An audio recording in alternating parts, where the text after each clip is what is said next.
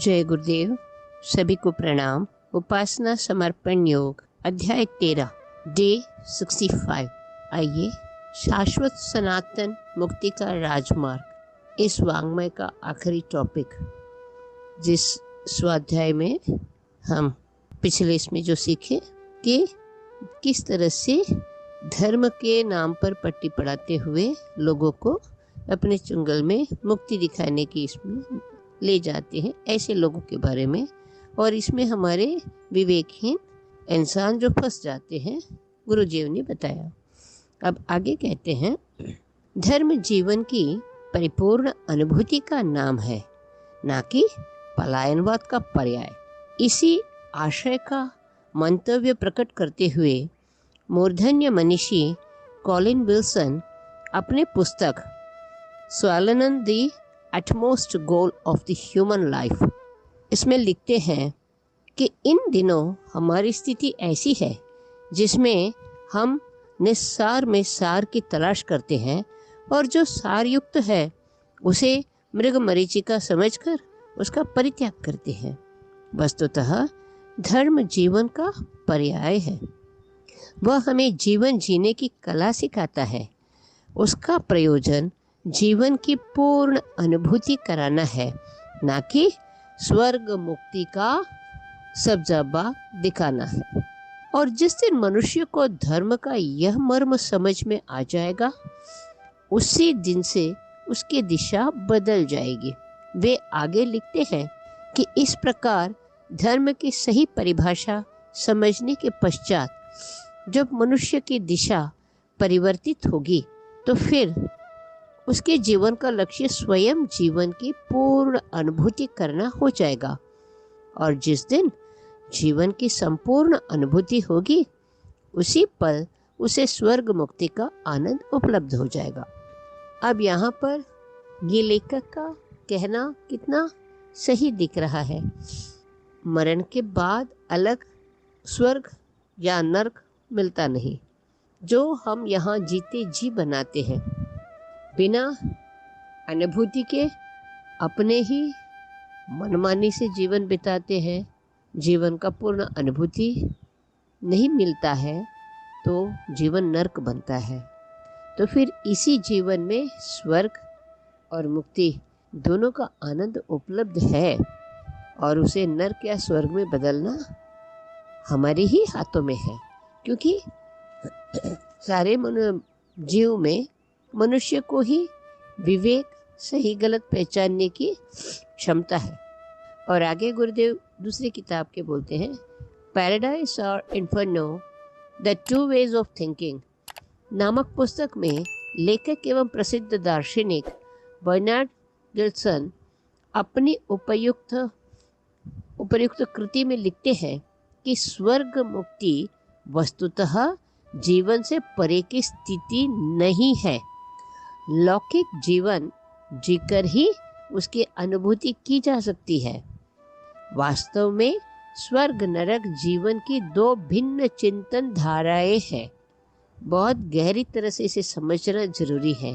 बार बार इसका स्वाध्याय करने से सरल रूप में ये समझ में आ जाएगी। जब हम स्वर्ग की किन्हीं अन्य लोकों में कल्पना कर उसकी प्राप्ति हेतु शरीर को बेतुके क्रिया कांडों में लगाकर उस बहुमूल्य जीवन को बर्बाद करते और रेते हाथ रह जाते हैं, तो हमारी मनस्थिति विक्षिप्तों जैसी होती है। यही नरक है। धर्म इसी नरक से बचने बचाने का नाम है, और व्यक्ति जब इससे बच जाता है तो वही उसकी मुक्ति बन जाती है, और वही उसका स्वर्ग है। किंतु लेखक के अनुसार स्वर्ग मुक्ति तो इस उपपत्ति की पूर्ण अनुभूति है। यहाँ पर बर्नार्ड विल्सन के अनुसार यही कथन है, स्वर्ग मुक्ति इस उपपत्ति की पूर्ण अनुभूति है। जीवन जीने की कला जो सीख जाता है, तो जीवन कैसे जीनी है? जीवन जीना है परहित बनकर, परहित के लिए। इंसान जब बना है परहित के लिए ही जिएगा, अपने लिए कम, अपने लिए सीमित रहेगा। परिवार के लिए, फिर समाज के लिए, फिर राष्ट्र के लिए, फिर विश्व के लिए। उसकी सारी क्रियाकलाप, सारी कृत्य इसी तरह जाएगा, जहाँ पर खुद को उत्कृष्ट चेतना के साथ जोड़ता जाएगा और उसे फैलाता जाएगा। स्वर्ग मुक्ति तो इस पथ में पड़ने वाली एक सराय के समान है, जो इस राह के सभी पथिकों को एक न एक दिन अवश्य मिलती है। जिस प्रकार तीर्थाटन करने वाले यात्रियों के लिए धर्मशाला उसका गंतव्य नहीं होता, वह तो एक पड़ाव है, उसी प्रकार जीवन का लक्ष्य मुक्ति नहीं है, वह गौण है। प्रधान तो जीवन की पूर्ण अनुभूति करना है। जो इस राह पर निकल पड़ता है, मुक्ति का आनंद अनायास उसे हस्तगत हो जाता है। यहाँ पर मुक्ति के लिए अलग काम करना नहीं पड़ता है। योगेश्वर कृष्ण ने भी गीता में वही कहते हैं, कर्म को करते जाओ, कर्म ऐसे श्रेष्ठ करो जिससे पुराने जो हमारे प्रारब्ध है वो भी कटती जाएगी, हमारी अच्छाई बनती जाएगी, बुराइयां जो थी हम में वो घटती जाएगी। और एक ऐसी स्थिति इसी जीवन स्तर पे जब हम मनुष्य के रूप में आते हैं, उसी जीवन काल में हमें एक ऐसा पड़ाव आता है जब ना खुशी की इसमें डूबते हैं और ना ही गम में रोते हैं। दोनों समान हो जाता है और हमारे पास कुछ भी ना कर्म रहता है, ना खुशी, ना गम। हमारी मतलब अकाउंट इक्वल टैली हो जाता है वहाँ पर।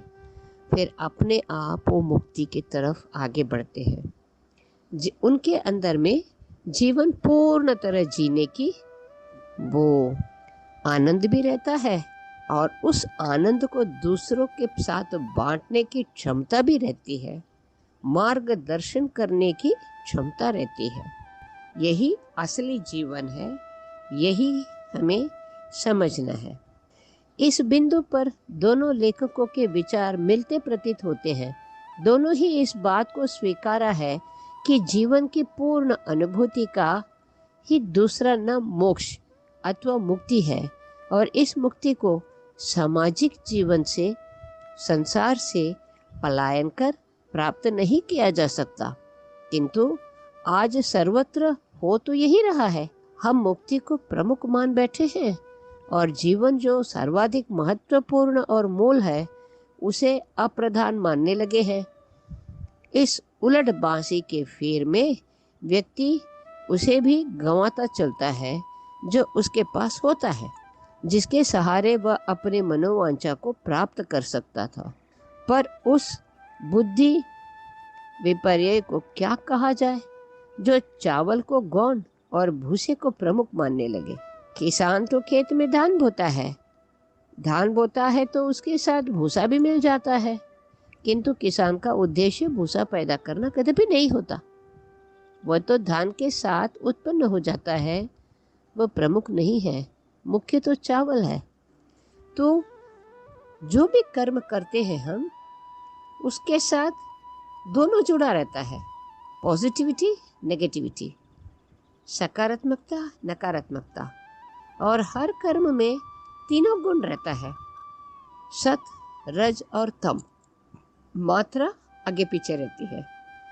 तो ये जो मात्रा है, खुद को टटोलना है मनन चिंतन के द्वारा। सत गुण हमारे अंदर कितना है, सत गुण को आगे बढ़ाना है। रज और तम को हमें ही काटना है, कोई और नहीं आएगा, ना ही हमारा सृष्टिकर्ता भगवान आएगा। वो मार्ग केवल दिखाएंगे, चलना हम ही को पड़ेगा। तो जब उस मार्ग पर चलने शुरू करते हैं, जीवन सार्थक बनने लगता है। हमारी कांति बढ़ती है, हमारे अंदर की जो कांति हमारे सूक्ष्म शरीर पे लोगों को दिखने लगता है। हमारे अंदर जीवन जीने की एक अनुभूति प्राप्त होती है। यही सही मायने में कहें तो जीवन है। लेकिन आज तो हम भूसा को चावल और चावल को भूसा मान बैठे हैं। असली और नकली का पहचान नहीं है। और माँ गायत्री वो होती है, उसके 24 अक्षर इंसान का अंदर ऐसा श्राव उत्पन्न करती है, डिस्क्रिमिनेशन पावर जिसे कहते हैं, सही गलत की पहचान इसी मंत्र से होता है। यही एक कारण है उसे महामंत्र कहने की। इंसान को जीवन में जो भी हम डिसीजन लेते हैं, कोई भी काम के लिए आगे बढ़ना चाहते हैं, हम जिस जगह कदम रख रहे हैं, दिखने में तो बढ़िया है, असली में वो दलदल है या अच्छा है, इसकी पहचान सिर्फ और सिर्फ एक मंत्र, गायत्री मंत्र ही देता है इंसान को। क्योंकि उसके जो अक्षर हमारे अंदर इस तरह से काम करती है, हमारी इमोशनल बैलेंस जिसे कहते हैं, भावना को संतुलित करती है, जिससे हमारी चेतना की जागरण होती है। अपने आप विवेक हमें मार्गदर्शन करता है।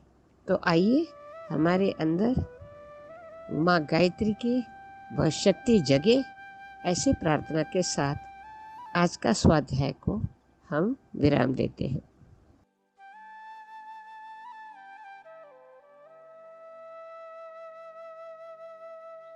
हमारे YouTube चैनल को सब्सक्राइब करें और बेल आइकन को दबाकर ऑल पर क्लिक करें ताकि नोटिफिकेशंस आपको मिलती रहें।